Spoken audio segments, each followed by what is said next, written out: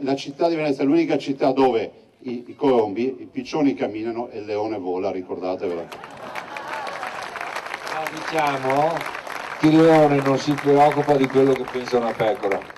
Uno scambio di battute che ha sintetizzato il punto di arrivo di un progetto ma anche la sua prosecuzione e in contemporanea ha scaricato la tensione accumulata dagli ostacoli politici e burocratici superati per raggiungere questo obiettivo.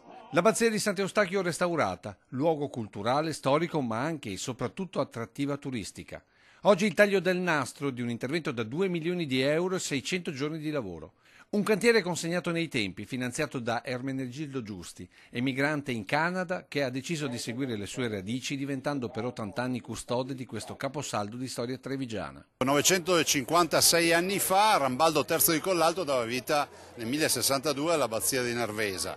Oggi Ermenegildo Giusti eredita il testimone assieme alla sua famiglia e decide di investire un paio di milioni di euro per riportare e recuperare questa abbazia. 1000 anni fa il principe combatteva contro i barbari, questo principe ha combattuto contro la burocrazia. Beh sì, direi proprio di sì, è cambiato il nemico, però insomma le rogne ci sono sempre. Una battaglia vinta per un mecenatismo che non può essere fine a se stesso, hanno sottolineato gli esperti intervenuti, analizzando il sostanziale fallimento dell'art bonus nazionale.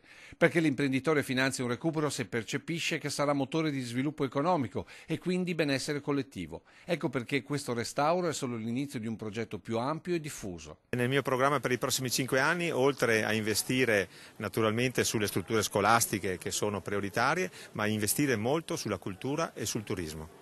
Quindi anche un nuovo hotel, qualcosa così?